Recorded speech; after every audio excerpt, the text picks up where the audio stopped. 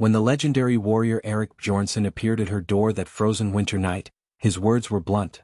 They told me you're alone. Let me give you sons, woman. But the widow Astrid saw past his rough demand to the lonely soul beneath, and everything changed. Before you watch full story, comment below from which country are you watching. Don't forget to subscribe for more amazing stories. The wind howled across the frozen fjord as Astrid pressed her back against the heavy wooden door of her cottage, her heart hammering in her chest. Through the gaps in the timber she could see his silhouette, massive, imposing, blocking out what little light the winter afternoon offered. They told me you're alone out here. His voice rumbled like distant thunder, deep and accented with the Old Norse inflection that marked him as someone from the northern settlements. A woman shouldn't be alone in winter. Let me give you sons. Let me give you protection. The words should have terrified her. Any reasonable woman would have barred the door and prayed to the gods for deliverance. But something in his tone gave her pause. There was no threat in it, no violence lurking beneath the surface. Only a strange kind of earnestness that made her hand falter on the iron poker she'd grabbed as a weapon. But to understand how Astrid Eriksdottir came to be barricaded in a remote cottage on the edge of Iceland's wilderness, facing down a Viking warrior whose reputation preceded him like the shadow of a storm cloud, we must go back to where it all began. 6 months earlier, the summer sun had painted the streets of Reykjavik in shades of amber and gold as Astrid stepped off the trading ship, her single trunk clutched in her weathered hands. The year was 1124 AD, and the settlement buzzed with the energy of merchants, warriors, and settlers all seeking their fortune on this remote island at the edge of the known world.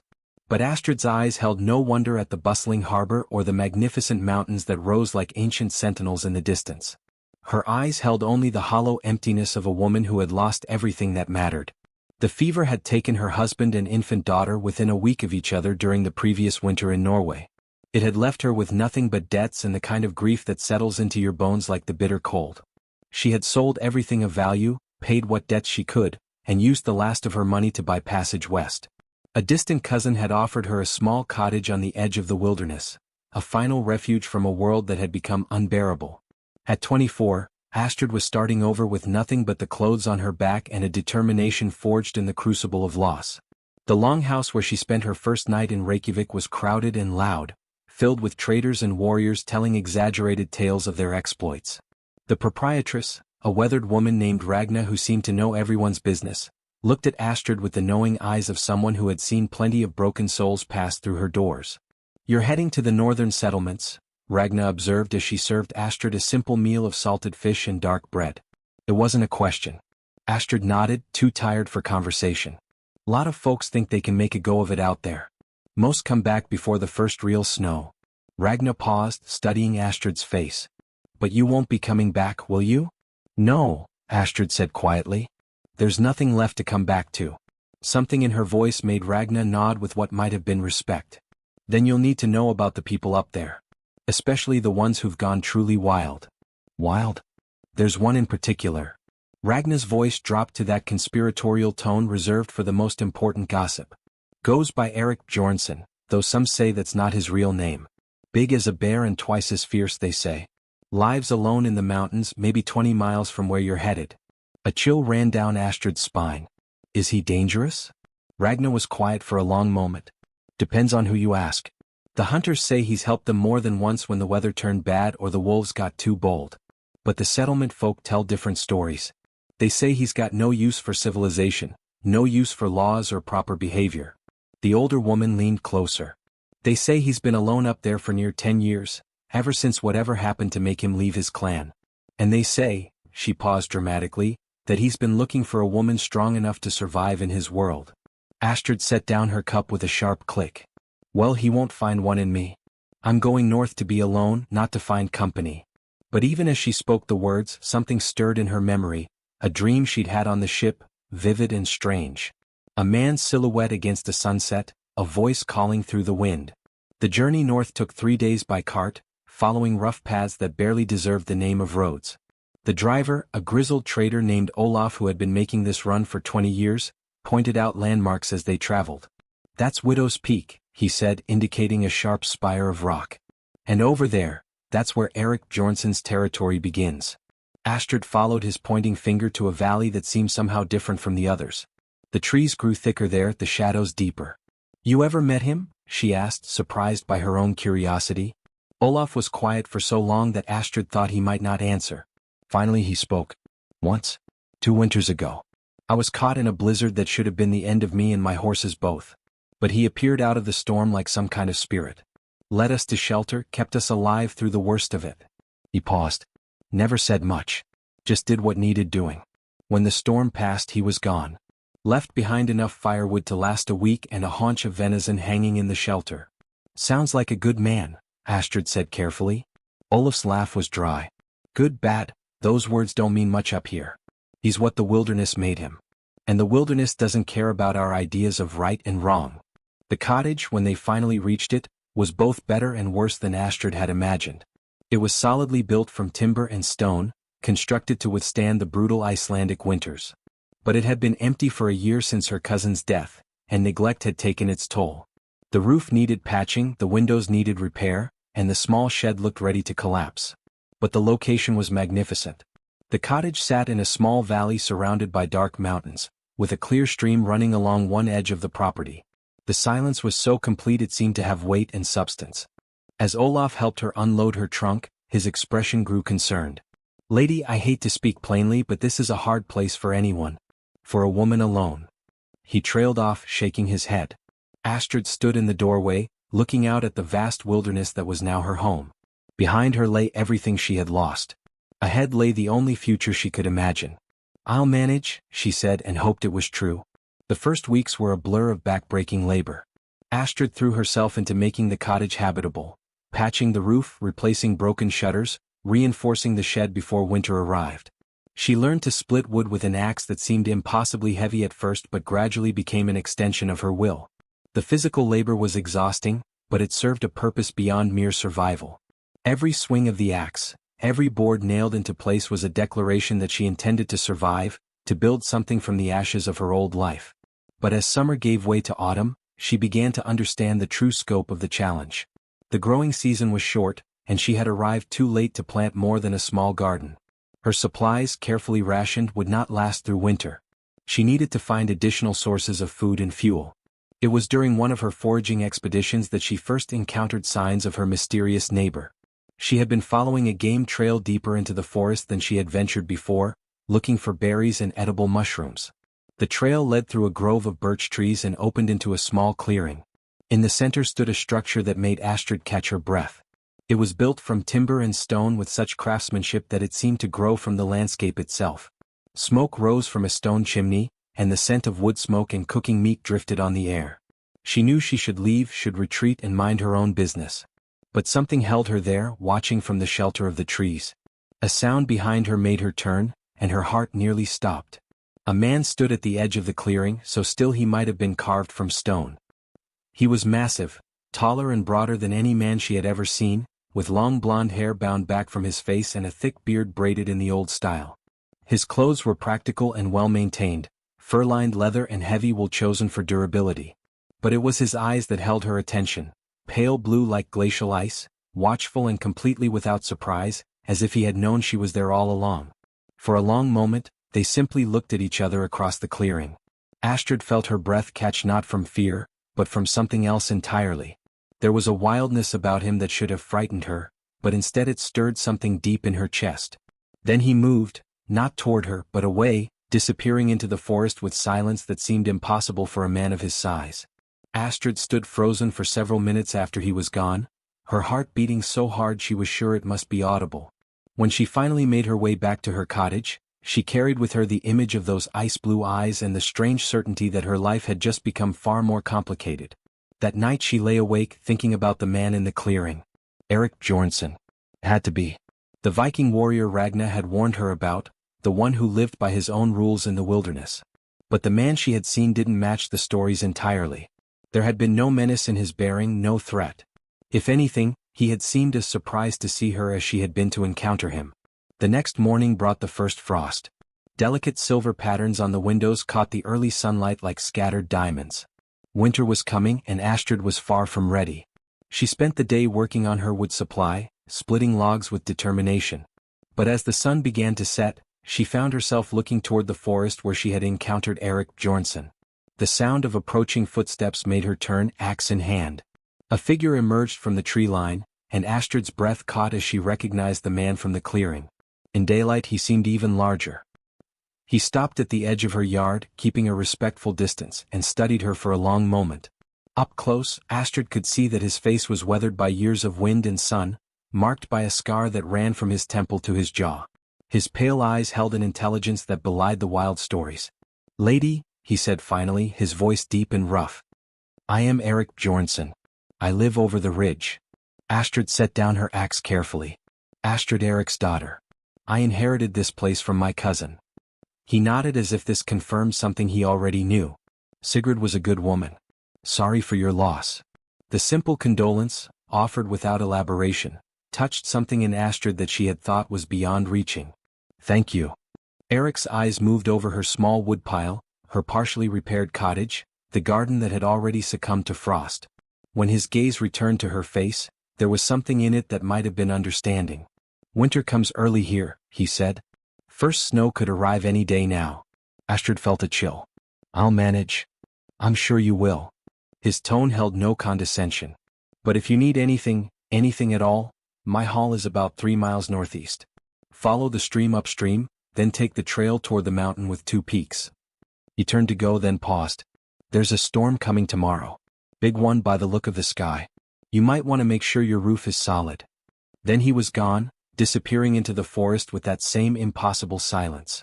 The storm arrived exactly as Erik had predicted. Snow fell in thick, heavy flakes that quickly accumulated on the roof and blocked the windows. The wind howled like a living thing, rattling the cottage walls and sending smoke back down the chimney. By the second day, Astrid realized she was in serious trouble. The snow was deeper than anything she had imagined, and her wood supply was dwindling faster than she had calculated. The cold was intense, seeping through the walls despite her best efforts. Worse, the weight of snow was causing alarming creaks from the roof beams. On the third morning, the sound she had been dreading came, a sharp crack followed by the groan of stressed timber. Astrid looked up to see a sag in the roof. Snow was beginning to filter through gaps, and she could hear more settling with each gust of wind. She knew she should go outside to clear the snow, but the storm was still raging and she had no safe way to reach the damaged area. All she could do was huddle by the hearth and hope the structure would hold. The sound of someone moving around outside came just after dawn on the 4th day. Astrid pressed her face to the window, trying to see through the snow. A large figure was working on her roof, shoveling with efficient movements. Even through the storm she recognized Erik. By the time she managed to get her door open against the drifted snow, he had cleared most of the weight and was examining the broken beam. "Beam's cracked," he called down, "but it'll hold if we can brace it." Astrid fetched what tools she had, watching in amazement as Erik worked with the kind of skill that came from years of solving problems in the wilderness. He braced the damaged beam with supports he had brought, patched the gaps, and cleared the remaining snow with practiced efficiency. When he finally climbed down, Astrid was waiting with hot broth and bread, the closest thing to a proper meal she could manage from her dwindling supplies. They sat in her small kitchen, the silence comfortable rather than awkward, while the storm continued outside. "Thank you," Astrid said finally. "I don't know what would have happened if you hadn't come." Erik wrapped his large hands around the bowl. "You'd have figured something out. You're tougher than you look." "How can you tell?" "Most folk would have given up and headed back to Reykjavik by now. You're still here." There was something in his tone that made Astrid look at him more closely. In the firelight she could see details that had been hidden before. His hands, though calloused and scarred, moved with surprising gentleness. His eyes, when they met hers, held depths that spoke of pain and loneliness that matched her own. "Why did you come up here?" she asked. "To the wilderness, I mean." Erik was quiet for so long that Astrid thought he might not answer. When he finally spoke, his voice was carefully neutral. "Sometimes a man needs to get away from the world for a while. Sometimes that while turns into years. And sometimes a woman needs the same thing." He nodded, understanding passing between them without need for further explanation. They were both refugees from lives that had become unbearable, both seeking something in the wilderness that civilization couldn't provide. The storm finally broke on the 5th day, leaving behind a world transformed. Snow lay deep across the valley, turning familiar landmarks into abstract sculptures. Erik had already been up for hours. Astrid saw the path he had cleared from her door to the woodshed and the neat stack of firewood he had replenished. He was nowhere to be seen, but his tracks led off toward the forest. Over the following weeks, as autumn gave way to the serious business of winter, Astrid found herself thinking about her mysterious neighbor more often than she cared to admit. She didn't see him again, but signs of his presence appeared regularly. A deer carcass hung properly dressed at the edge of her clearing. Her woodpile mysteriously replenished itself. Weak spots in her defenses were reinforced with materials that appeared as if by magic. She never saw him doing these things, but she knew it was Eric. He was watching over her, protecting her in his own quiet way, asking nothing in return. The realization should have made her uncomfortable.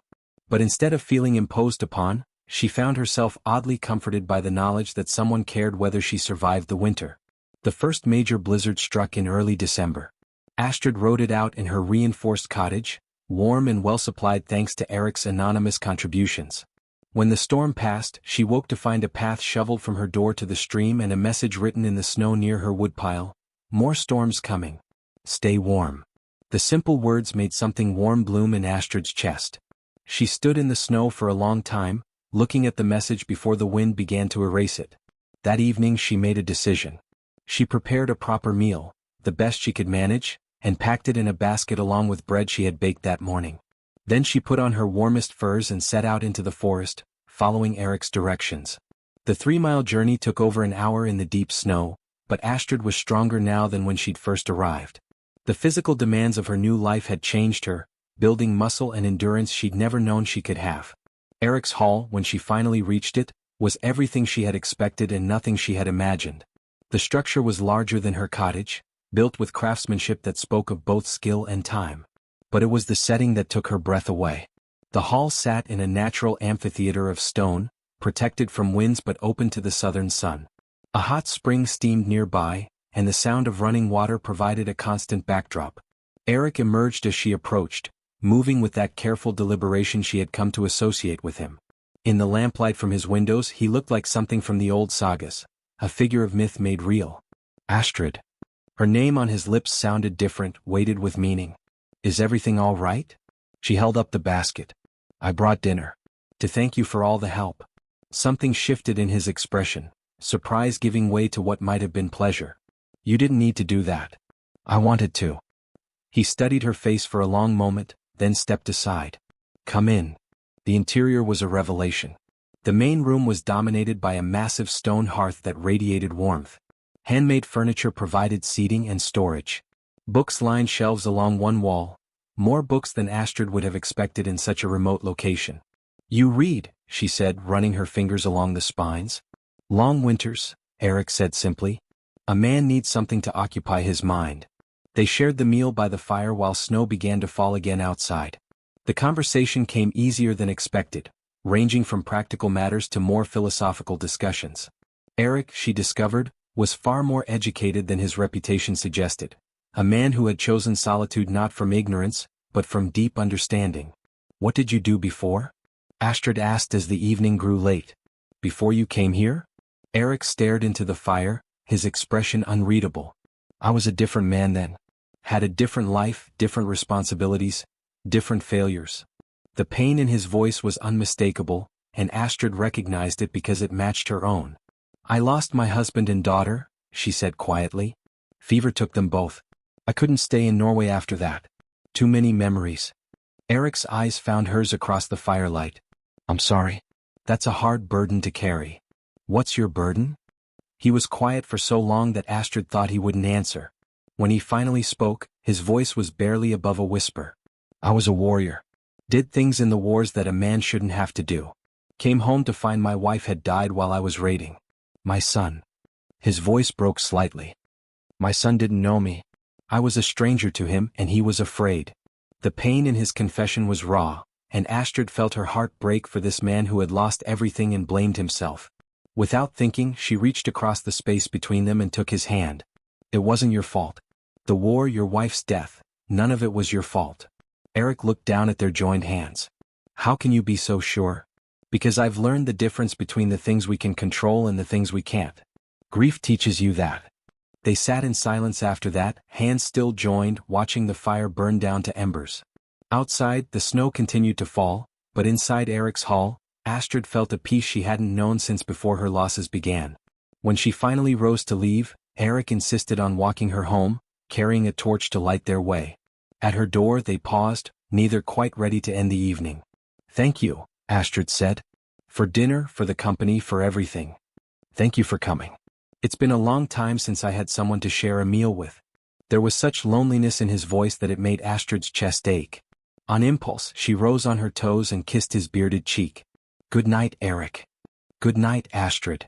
She watched from her window as his torch light disappeared into the forest.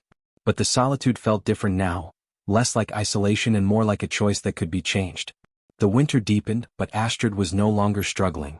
Between Eric's help and her own growing competence, she had achieved equilibrium with the environment. More importantly, she had begun to heal. Eric visited more frequently now, sometimes with practical help, sometimes simply for conversation. They developed a routine of shared meals and quiet evenings by the fire. Astrid found herself looking forward to his visits with an anticipation that had nothing to do with practical need. She was falling in love, though she was careful not to examine that feeling too closely. Eric was unlike any man she had known, shaped by hardship into something both gentler and stronger than the warriors of her previous life. His hands could split wood or touch her face with butterfly softness. His voice could command or whisper endearments that made her heart race. She sensed he felt the same attraction, saw it in the way his eyes followed her movements, heard it in the careful control of his voice when he spoke her name. But he maintained a careful distance, never presuming, never pushing. The turning point came on a night in February when a sudden blizzard trapped Eric at her cottage. By the time they realized its severity, the visibility was too poor for him to safely return home. Astrid offered him her bed while she took the chair by the fire, but Eric refused, insisting he would be comfortable on the floor. They lay awake in the darkness, both acutely aware of the other's presence. Finally, Astrid spoke into the darkness. "Eric." "Yes. I'm cold." It was a simple statement, but they both understood its deeper meaning. After a moment, she heard him rise. The cottage was small enough that he reached her in 3 steps. "Are you sure?" he asked softly. In answer, Astrid pulled back the furs, making room beside her. He settled next to her carefully, and she turned into his warmth with a sigh that came from somewhere deeper than physical comfort. They didn't make love that night, didn't do anything more than hold each other while the storm raged outside. But something fundamental shifted between them, some final barrier dissolved by simple intimacy and trust. When Astrid woke the next morning, Eric was already up building the fire. He moved around her kitchen with easy familiarity, and the sight made something warm and hopeful bloom in her chest. "Good morning," she said. Eric turned, and the smile that lit his face was like sunrise. "Good morning. Storms passed. It's going to be a beautiful day." And it was.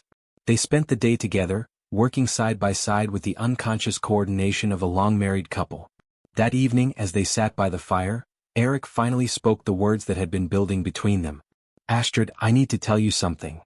She looked up, seeing something serious in his expression. "I love you." The words came out simply, without apology. "I know it's complicated, we both came here to be alone.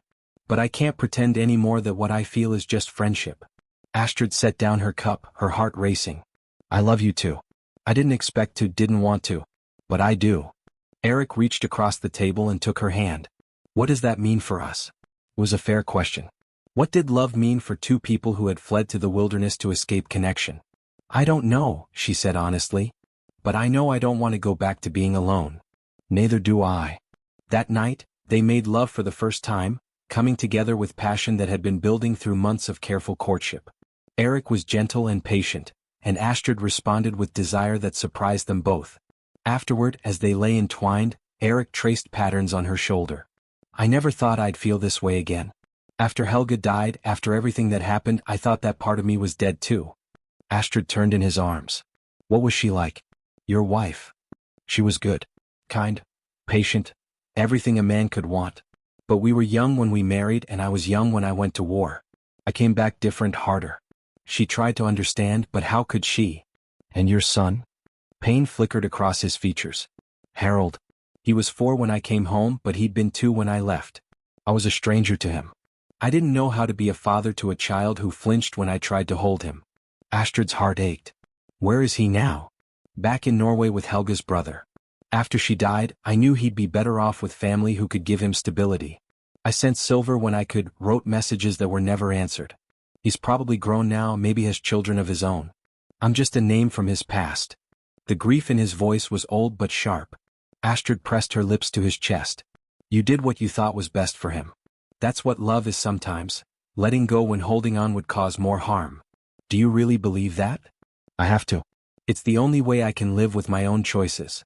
They talked through the night, sharing stories and secrets, building the foundation of true intimacy. By the time dawn broke, they had traveled through years of pain and healing, emerging into something new and precious. They were no longer two solitary figures hiding from the world, but partners bound by understanding and choice. The rest of winter passed in shared days and intimate nights. Eric moved between the two dwellings with increasing frequency, spending more time at Astrid's cottage than his own hall. They talked about combining their resources, about building something together. But beneath the practical discussions lay deeper questions about what they were creating. Spring, when it finally arrived, brought both hope and uncertainty. The snow began to melt, revealing a world that had been hidden beneath winter's blanket. Streams ran high, wildflowers pushed through the last patches of snow, and the air filled with the sounds of returning life. One evening, as they sat on Astrid's doorstep watching the sunset, Eric took her hand. Astrid, will you be my wife? She looked at him, this giant of a man who had saved her life and her sanity, who had shown her that love was still possible after loss. Yes, she said simply. Yes, I will. They were married a week later in a simple ceremony witnessed by Olaf the trader and Ragna from Reykjavik, who had made the journey north specifically for the occasion. There was no priest, no formal vows, just two people promising to face whatever came together. As Astrid spoke her pledge, looking into Eric's ice-blue eyes, she thought about the journey that had brought her here. She had arrived as a broken woman seeking only survival, and she was becoming someone whole and strong, surrounded by love. That night, in the cottage that had been her refuge and was now their home, Eric held her close. I came to your door that first day, he said quietly, and told you that you shouldn't be alone, that I could give you sons, give you protection. I thought I was offering you something you needed. Astrid smiled against his chest. And now I know that you didn't need me to survive. You were always strong enough. But I needed you to remind me that I was still capable of living, not just existing. We needed each other, Astrid corrected. And we found each other.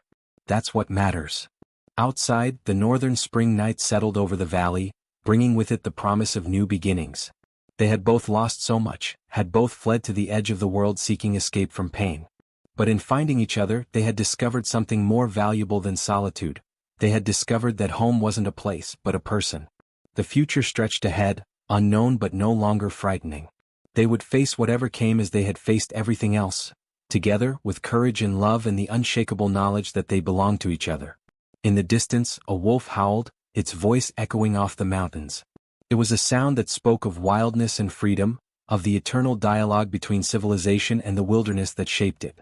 Astrid smiled and reached for Eric's hand, feeling the calluses that told the story of survival, the strength that had carried them through hardship and joy. Tomorrow would bring new challenges, new opportunities. But tonight, under the Icelandic stars, in the arms of the man she loved, Astrid was exactly where she belonged. The wilderness had made them who they were, but they would make their own future.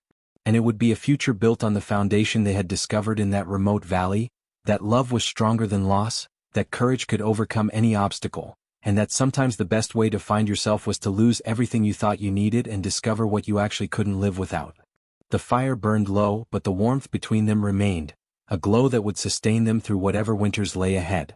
They had learned the most important lesson the wilderness could teach, that home was not a place you found but a life you built, one day at a time with the person who mattered most.